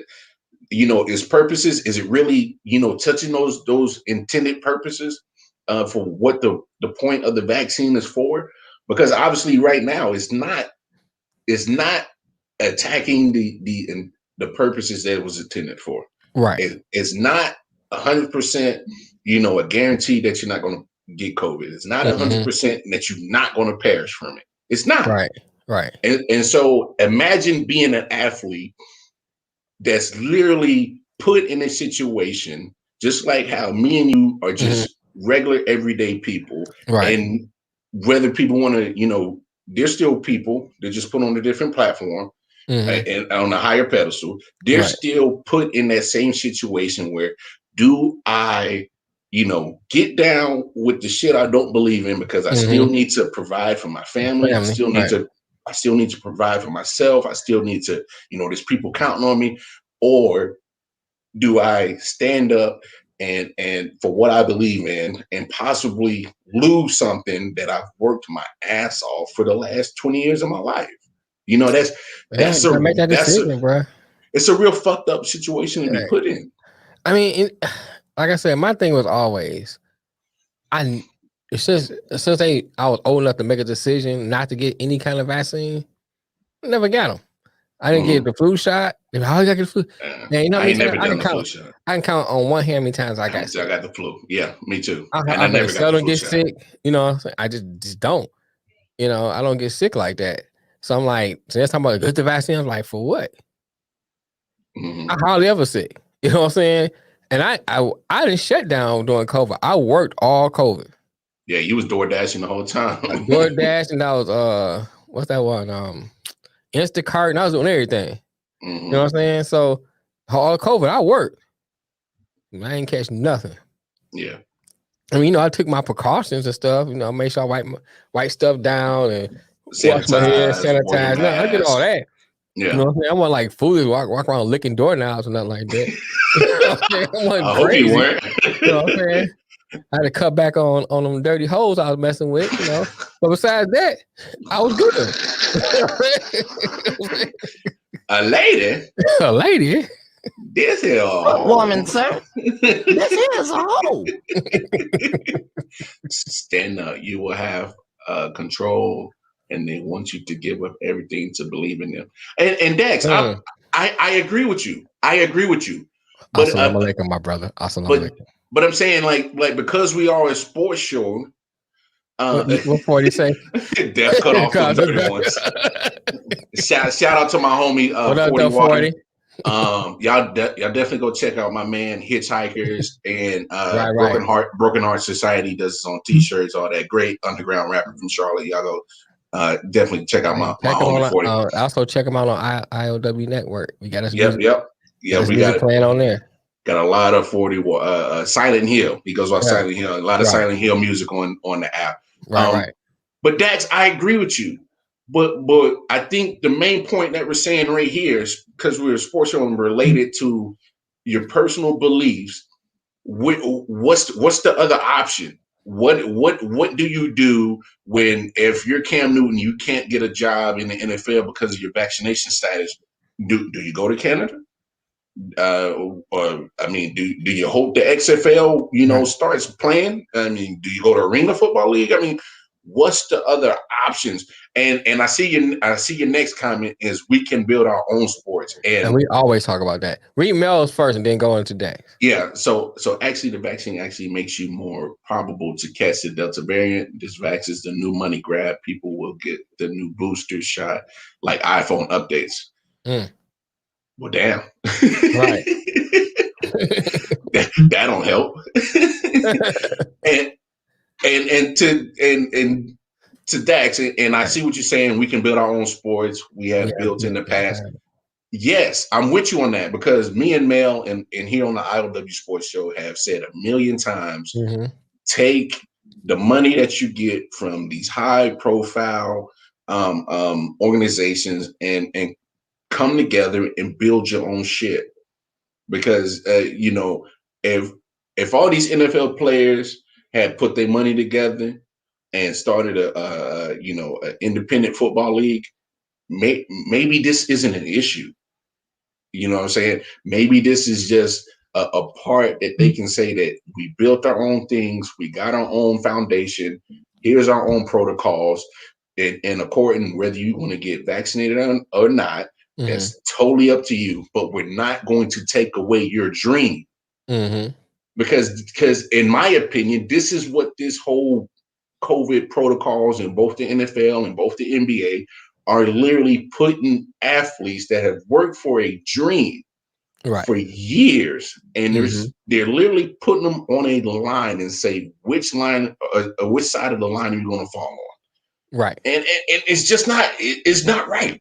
It's not fair. Mean, it's crazy how they do it. But speaking to Dak's comment, we've been big on that for a while, man. You know, even like what we're doing now, like with the sports, the I often wonder, trying to build a media conglomerate with the radio station. You know, we trying to build not only so we can bring in an income, we trying to build so we can employ people. So we can offer jobs to people and get them out of these corporations that don't want to do nothing for you or forcing you to do stuff like make a decision between feeding your family and getting something you want to put in your body. You know, things like that. We're trying to build so the people don't have that control. We have a control of what we can do. Facts. And I think we should all come together and work on building something. Mm-hmm. That's the only way we don't have to worry about this vaccination stuff. You have to worry about that. But at the same time, you know what I'm saying? You have to work. We have to worry about look at building on all fronts. What I mean by that, we need people to have grocery stores. Yep. We need people to have movie theaters. I mean, everything that in every aspects of life. Because we need people to have banks. Right. So they can't red line you. That way they can't deny you a loan, all that kind of stuff. You know what I'm saying? Being a lot of situations where we can have control over our own destiny. Jack said, "That's why I do what I do." That's right. Yep. So anytime, Dax, you want to get on the show, I often wonder you can. We bring them on. Preach your message, my brother. I'm telling you, but you gonna have to wear your dashiki when that come on. What 40 say? He said up until 2015, the NFL on the corporate level was a nonprofit organization, so I don't see why the multimillionaires can't come together and build. I just think that kind of goes back to what Mel was saying earlier when getting everybody on the same page, like in certain issues, like the George Floyd issues or this or that. And I see kind of a piece of what you're saying right there too, Melvin Wall. Same thing. Military did the same thing with us. They applied pressure for us to get it, and as soon as it was FDA approved, they made it mandatory. I still haven't got it, and they on me hard about it, and they gonna stay on me. Stay on you, man. I mean, and like I said, on me. That's the same with my job, man. I was like literally like the last minute. Should I get this thing? I don't want to get this thing. I'm talking to my mom. I'm talking to my sister. What do you think? I don't want to get this thing. Blah blah blah. And it was like at the time. I remember having that conversation with you. You was like, "Damn it!" I was talking to you about it. I was like, "These niggas gonna force me to get this thing for real." I mean, I felt like I felt violated. Yeah. And and it's like, and like right now the radio station and stuff ain't at where we need to be. So I needed the income. Mm-hmm. And I hate it. It really made what it really made me say? I really need to push this more because I don't like being in that situation where I'm forced to do something. Oh, go to that next comment right there. What's that, Dax? Yes. What do you say? Read that. It says, this COVID vaccine is the new buck breaking. Wow. I mean, you need to stop the show on that one. That's profound right there. That's right. That is profound. Bro. You're right. I mean, there's no other way to look at it. And metaphorically, get down or lay down. Right. There's no other way to really put it. That's put that in a great perspective right there. Right. Because I mean, it's and I know we're talking about Cam and other players that have to, I want to know how does Steph Curry feel about this? Because he's on a team that's part in Inner County making it mandatory to get vaccinated. I want some of these athletes to come and speak up about it. If you feel it's not right, it's okay to say it. You know what I'm saying? Cam's been quiet on his vaccination status, and like I said earlier, Belichick was saying it wasn't part of it, but it was a factor. Yeah. Urban Meyer said the same thing. It was a factor of whether you got cut or not. So it's not only affecting the players, it's affecting certain judgment of the people who are in charge of these teams. 40 said microchips are coming up next. Probably so. Tagging niggas like cattle. Mel said our black millionaires don't want to go to war. That's the only reason why they are avoiding starting their own leagues. They know as soon as they draw that line in the sand, it's a war. And that's kind of like going back to what Mel said about the bubble comment. Hey, real talk. Anybody that wants to go ahead and chime in and jump in on the conversation, get the WhatsApp. The number is scrolling on the bottom of the screen, 919-593-2727 on the WhatsApp. Or if you just want to call in, just go ahead and drop a comment. Come in here and voice your opinion. Right. In sports, they want to see who is going to be the house lawyer. He got a fact though. I mean, he got a point there. But like I'm saying, going back to what Mel has said though about the bubble, because remember, it was all about Black Lives Matter. Everybody's wearing the T-shirts, blah blah blah. But when it came down to it, maybe we should just go ahead and play. There's like, we ain't gonna play. We ain't playing. We standing up, blah blah blah. And they couldn't get on the same page. Y'all saying, we're gonna go ahead and play. Yeah, and that's a fair point. And here's another piece of that.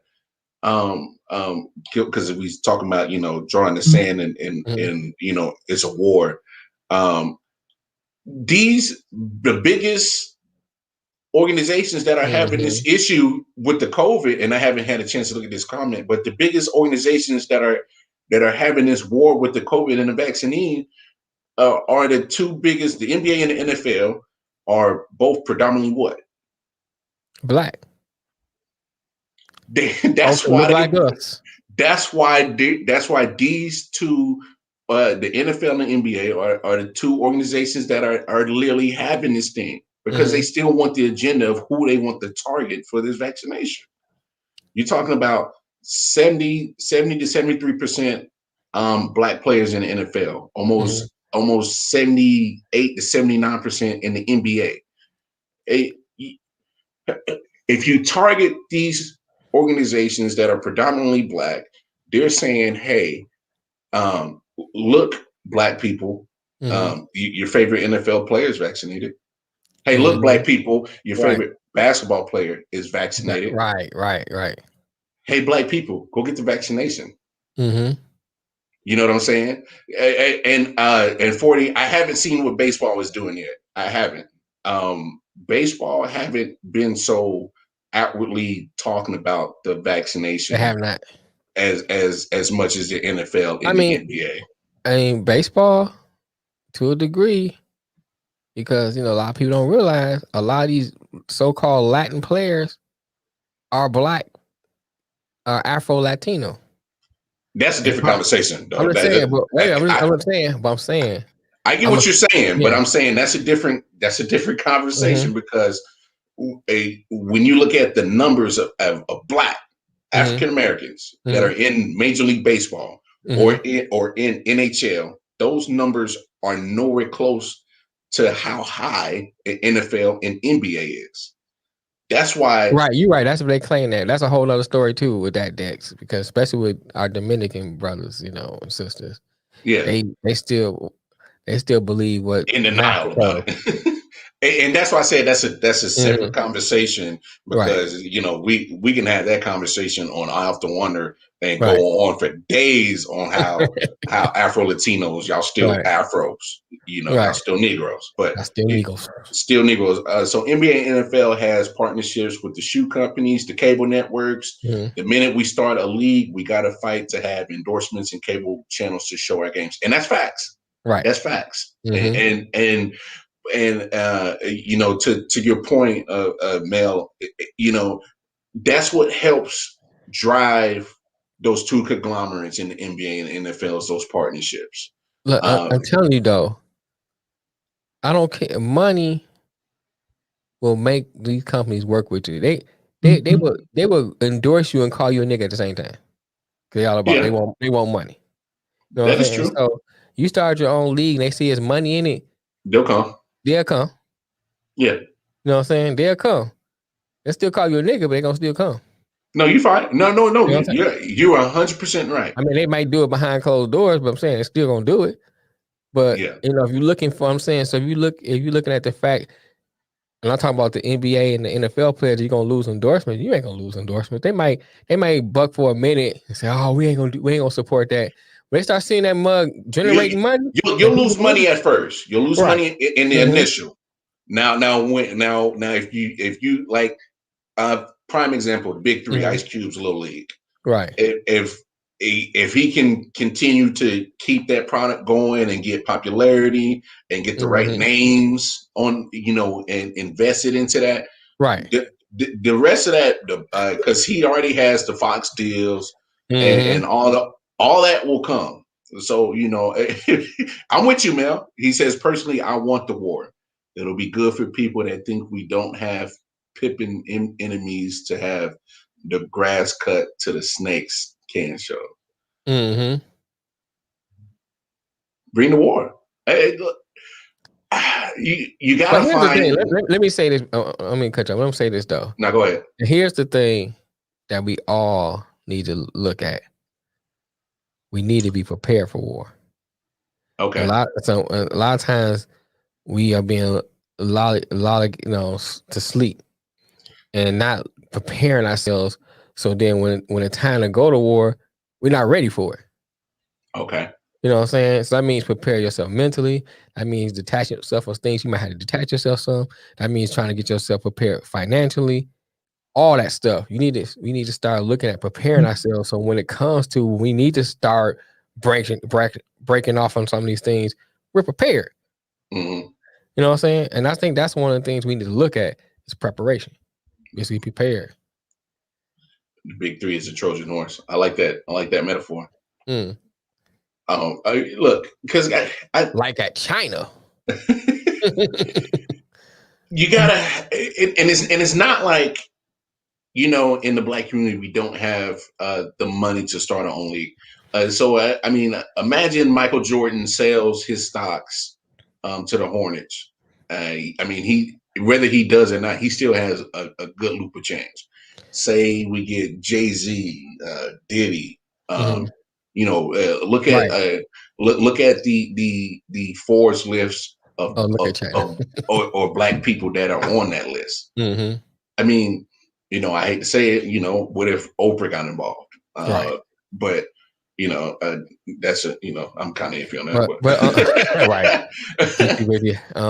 Getting with Gail and Hyde Stepman. Yeah. But my point is take the money that black community in general, because look, we spend the most dollars, so put those money that you spend on all this stuff, black money that is spent, put it towards our own leagues, put it towards our own media, put it towards our own whatever, our own banks, our own grocery stores, our own whatever.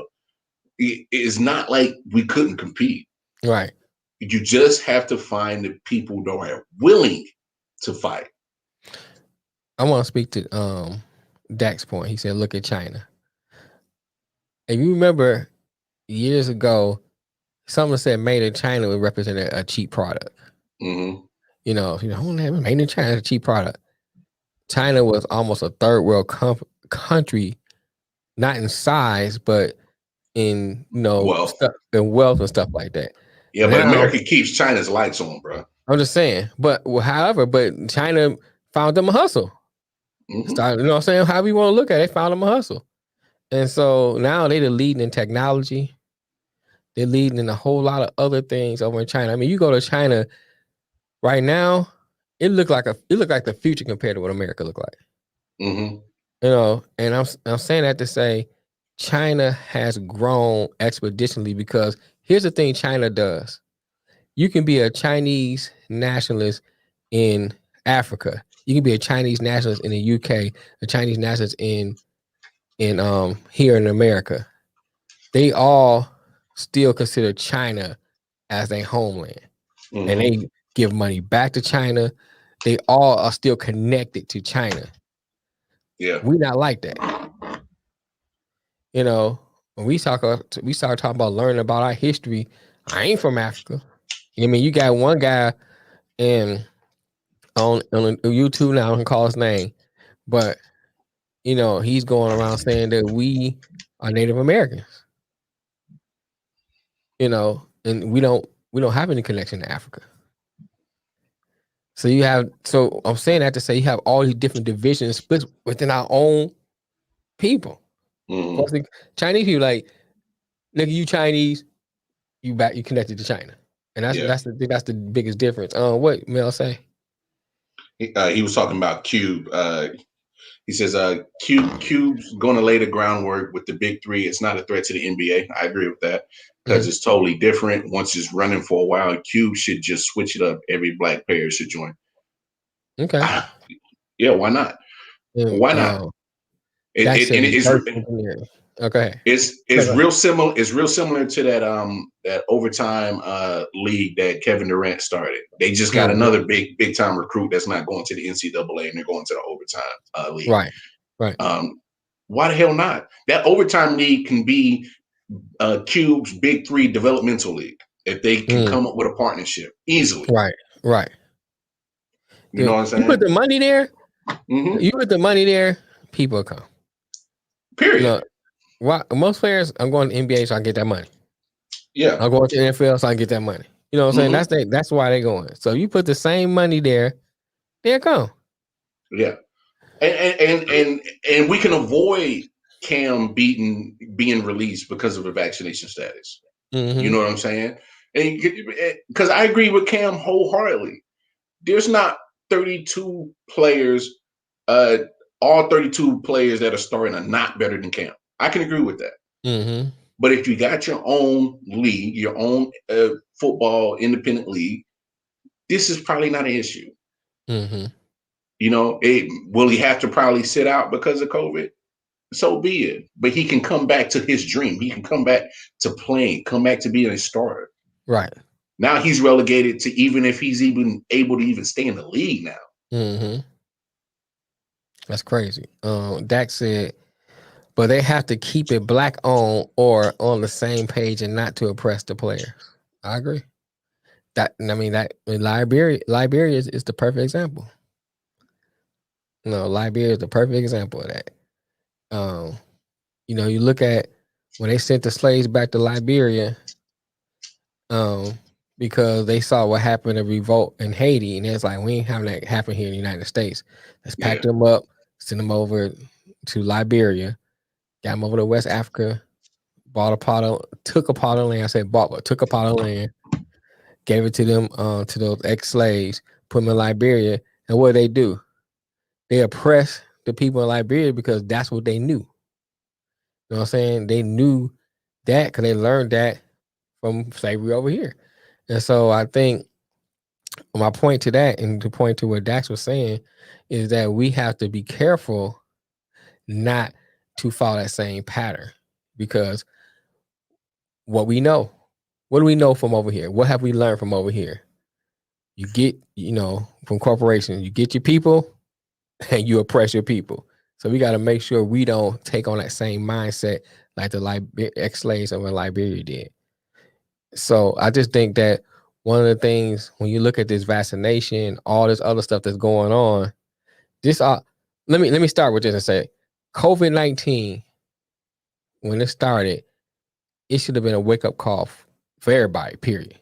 You saw people starting business and stuff like that, but now it should be a wake-up call for us to say, hey, look, this is our time to start doing stuff to help build our community. Hey, I agree with you. Big homie. I mean, if you didn't pick up a hustle during COVID, I don't know what you were doing. Yeah, I really don't. If you did not pick up a hustle during COVID, because what COVID taught everybody is that at some point you have to rely on yourself and your community to survive. Right. And so if you didn't get that out of COVID, then eventually you'll be the casualty that gets left behind. And you can't take everybody with you, so we just need to get up and do it. Yeah, and we'll see how it goes. But we'll continue with a little bit more sports. Like I said, the NBA is starting to get real eerily similar with the NFL with their protocols. But Ben Simmons, has finally put in his trade request with Philly. And then, of course, amongst that, you got Joel Embiid finally coming out and said there was no rift between him and Ben, which I find that very hard to believe. I mean, just look at the last press conference that we saw from Joel Embiid. He kind of ran him over. When it came to that choice of not taking the layup. Right. at the Right. rim. So, anybody that talks about me like that, I think we got a problem. I think that's the issue there.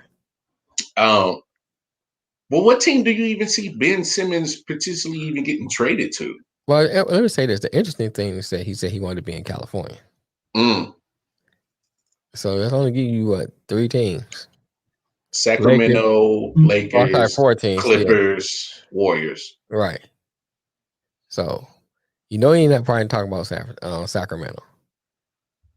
Well, I mean, if he goes to Sacramento, he's just collecting a check. I don't think he's talking about Sacramento. So that leaves the Warriors, the Clippers, and the Lakers.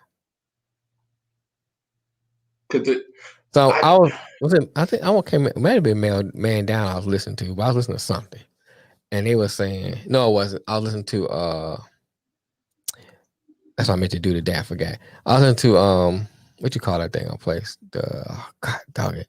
Anyway, I was listening to something, and they was talking about. You been smoking my weed then? No, nigga, I just got a lot of stuff going on. Oh God. I don't know, new app. I don't know. I can't think of it. Everybody be on Clubhouse. I listen to Clubhouse.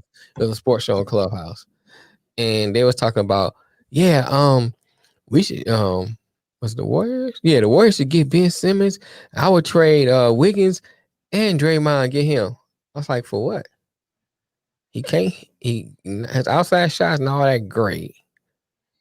He can't hit a free throw. To save his life. To save his life. And then he's easy taking out his game. So Ben Simmons can be an asset to certain teams, but at the same time, you can't give up your assets to get him. You can't give us something better, better to get him. So I don't see that. As far as I saw so far, the 76ers want a nice return for him. Right. They want a hefty. They call it King's ransom for him. Right. So who's willing to get that up? To get okay, you're gonna get some score, you're gonna get some offense because he can drive Dax, I'm glad he left my team. You're gonna get some offense from him, you know what I'm saying? But all he can do is drive. He's gonna drive to the hole, get you some points. And Dax said nobody. You're gonna get that, but then you lose. If you get into a close game, they go to hacker Ben. You can get to him mentally. Then he do stuff like taking a layup pass, kick the ball out. Who wants that on their team? That becomes a liability now. So if he wants a California team, so like we said, the 4 teams: Kings, Lakers, Clippers, Warriors. Right. The Warriors are closer to a finals without him. So are the Lakers. So are the Clippers. They're closer to the finals without him. Right. You don't blow that up and give away anything on that team to go get him. You just don't. Right. And Dak said defense. You do gain defense, but shoot, you're gonna need that offense too. Especially because of the playoffs. You know what I'm saying? And he becomes a liability with his free throw shooting. His free throw shooting is a liability. I'm sorry. Him being on the court in crunch time in the fourth quarter is a liability. It's a liability, man. I couldn't give up nothing for him. I just couldn't. Honestly, deep down inside, I think the only thing that makes sense for Ben Simmons is to become a better player and stay in Philly, and him and Joel is gonna have to work that shit out. He got to work on his shortcomings. He's gonna have to, because I can't see nobody. Put it this way: only teams that can afford and be willing to blow up their team or give up a lot are teams that he won't be they won't be in contender for anything. Which is the Kings. That'd be the only choice. Right. So why would you want to, for Ben Simmons? Why would you want to go to Sacramento? Because you have to, first of all, you have to basically start over. You have to give up so many players. So then now you building around Ben Simmons, so it's gonna be a while to build. So are you want to leave Philly that bad to kind of really start over? Which is crazy, is because it's not like Philly can't contend for a finals appearance in the East. I mean, they are close. They're right there. They're right there. So, and that's what I'm saying. To me, that's the best answer is just go ahead and find a way to get cohesive with him and Embiid. Obviously, for me, this is what works. And I know that Ben Simmons wants to drive. He wants to get to the hole, but that space is occupied by Joel Embiid. I get that. Right. But find maybe Dot needs to get more creative with his play calling. Make certain times in the game that maybe when Embiid isn't on the floor in like first or second quarter, then let Ben eat. Because he's the type of player you need his confidence up. Yes, definitely.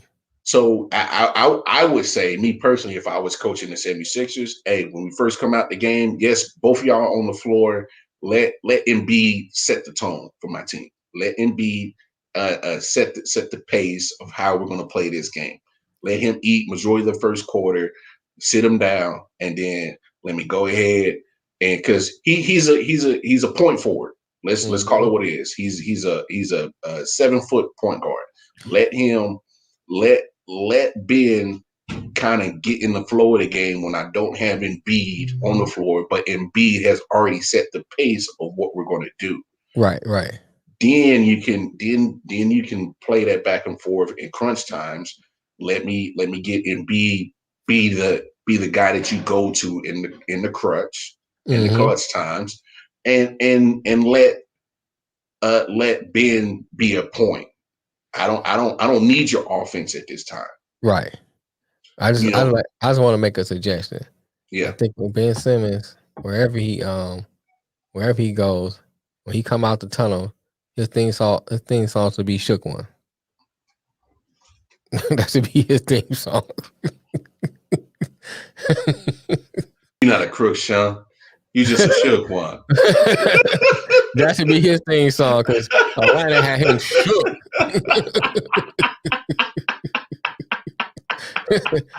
That should be his theme song, "Shook One."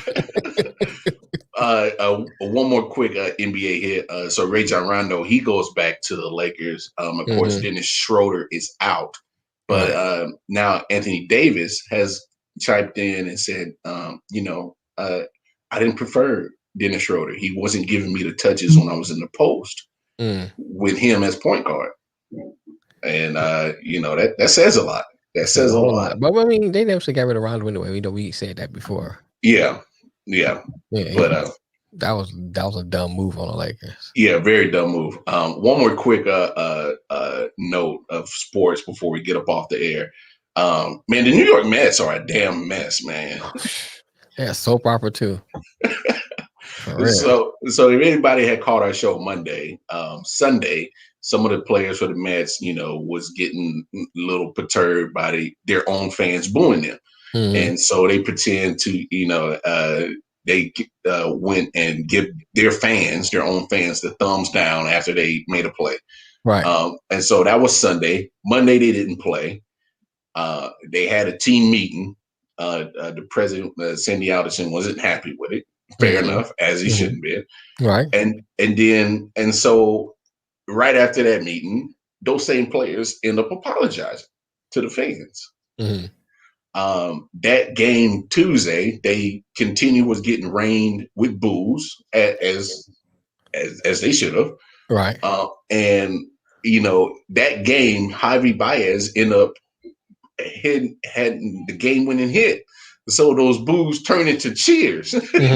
Right. And I laugh at it because it's like they were so concerned about the boos, but had you performed like you did to get the cheers, it wouldn't have been an issue. Right. But now the latest piece of drama with the New York Mets. So their acting general manager, Zach Scott, had got arrested for a DUI. And he was coming from the owner's house. Oh, wow. But this has literally been a year long of mess with them because they've had to relieve 2 or 3 staff members because of alleged improper actions towards women. And so, like, literally from Like January to now, the Mets have just been a whole damn mess. Right. Just drama everywhere. You're dealing with, first they had to get rid of their coach because he was being inappropriate to women. They got rid of a trainer and their GM. Right. And so now your acting GM is leaving the owner's house drunken in the skunk. That's what they do, bro. That's what they do. You can't make this shit up, dog. The Mets organization, boy, they up there trying to pimp women. Up in the office, the whole organization. I mean, you see all the accusations they had, man. It's more than one. And several players, several people. I mean, not even players, but several people. Several people. Women coming out, they doing this and they doing that. You look, and then the players, they can't take some boos, man. You get booed. That's just part of the game to me. It's part of the game. As long as they're not making it personal and stuff like that, they ain't not putting their hands on you. Throwing stuff at you. Yeah. Just keep it moving. Keep it pushing. Right. It's still not in jail. Still not in jail, right. Still not in jail. Still not in jail. So and this goes to one of the points I made on one of my late night sports shows. When you see athletes get in trouble, to me it goes into the bigger picture because they see the same examples that come from people that are in charge of them. Right. You see coaches, you see general managers, and you even see owners cutting up.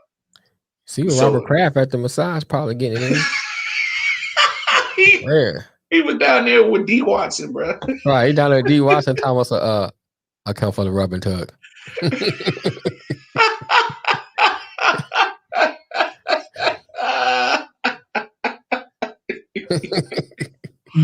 So it just speaks to the bigger picture that it literally starts with how you set up your structure with leadership. Right. And that's gonna make a good point too. But go ahead. If you go to that point where the leadership is on shaky foundation, the rest of the building is on a shaky foundation. It's not gonna matter. I agree. It's all shit. Mm-hmm. It's all shit. So it's that time, bro. Go ahead and wrap it on up. Yeah, it is that time. We appreciate everybody hopping in. Appreciate y'all. Yeah, conversating with us on the show, man. It's been great show today. Great show, man. Great show. Again, going over to the website www.I.O.W.19 to get all the information. Of course, our Patreons are on there. If y'all feel so kind to donate and help myself and Mel offset some of these expenses to help building a media conglomerate, we definitely appreciate it. Definitely going over to our YouTube, help the algorithm, like, share, and definitely subscribe. Spread the word. We are trying to build something. Spread the word. We see a lot of hearts and thumbs up. So if you liked it and loved it that much, spread the word. Most definitely. Then, of course, go to your respective apps and download the I.O.W. Network app on your respective app stores in the Google Play Store and the Apple Store. But look, God willing, myself and Detroit Mail will be back Monday, 4 p.m. Eastern Standard Time for another show. I.O.W.Sports episode 83 is in the books. Walker Mara signing off. Detroit Mail signing off. We'll see y'all later. Peace. Let it go. Let it go, you know? Keep hearing all these stories about niggas going to jail.